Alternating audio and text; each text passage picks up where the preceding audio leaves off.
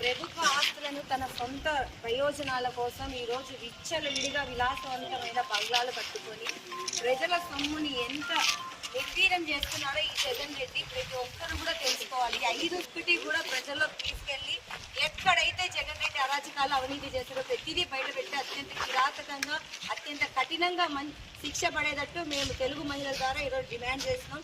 ఒక్కసారి ఈ బిల్డింగ్ ని చూస్తే ఎంత దారుణమైన పరిస్థితి అంటే సొంతింటి కల నెరవేరేది.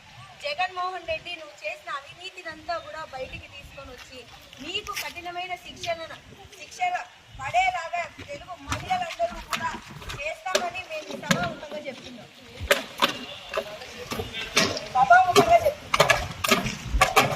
జై తెలుగుదేశం, జై తెలుగుదేశం, జై తెలుగుదేశం, జై తెలుగుదేశం.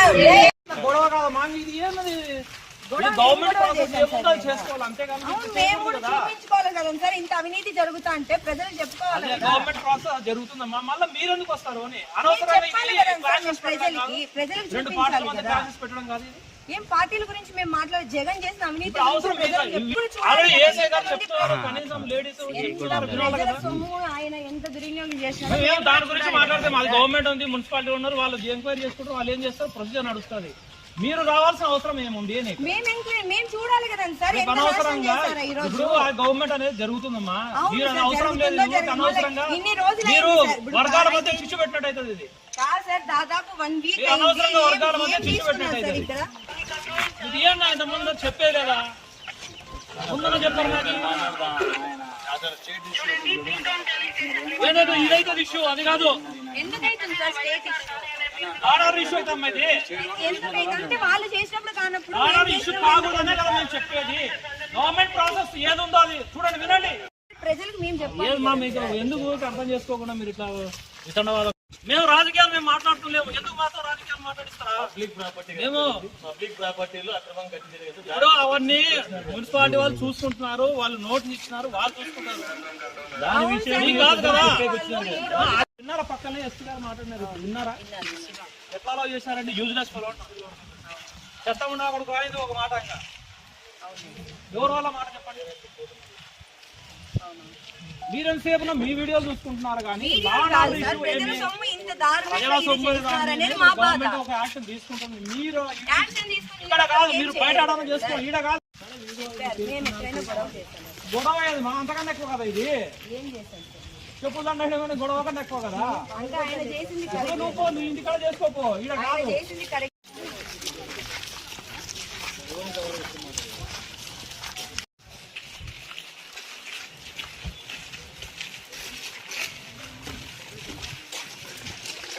రోజు అనంతపూర్ అర్బన్ లో తెలుగుదేశం పార్టీ అర్బన్ ఎమ్మెల్యే అయినటువంటి దగ్గుపాటి ప్రసాద్ గారి ఆధ్వర్యంలో ఇక్కడ విలాసవంతమైన బంగ్లాను కట్టిన వైసీపీ ప్రభుత్వం అంటే జగన్మోహన్ రెడ్డి గతంలో 5 సంవత్సరాలు ఆయనకు ముఖ్యమంత్రిగా అవకాశం ఇస్తే ప్రజల సొమ్ము తీసుకొని ఈ రోజు ఆయన విలాసవంతాల కోసం ఆయన పార్టీ కార్యాలయాల కోసం 100 కోట్లు ఖర్చు పెట్టాడు.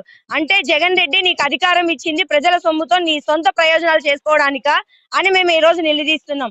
ఇవే 100 కోట్లు టిట్కో ఇళ్ళకి నువ్వు ఖర్చు పెట్టింటే ఎంతో మంది నిరుపేదలకు ఈ రోజు సొంత ఇల్లు వచ్చే ఉండేది. ఆ రోజు చంద్రబాబు నాయుడు గారికి మంచి పేరు వస్తుందని టిట్కో ఇళ్లను నిర్వీర్యం చేసి పడేశావు. ఈ రోజు నీ విలాసవంతమైన బంగ్లాల కోసం ఎన్నో కోట్ల ప్రజా సొమ్ముని నాశనం చేశావే. ఇదంతా ఎవరి సొమ్ము అనుకుంటున్నావు జగన్ రెడ్డి?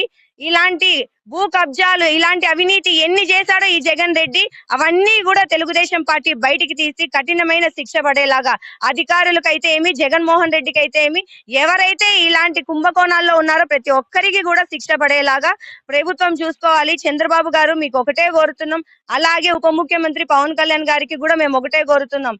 ప్రజల సొమ్మును నాశనం చేసిన ఏ ఒక్కరిని కూడా వదిలిపెట్టద్దండి. దయచేసి ఏ ఒక్కరిని కూడా వదిలిపెట్టద్దండి.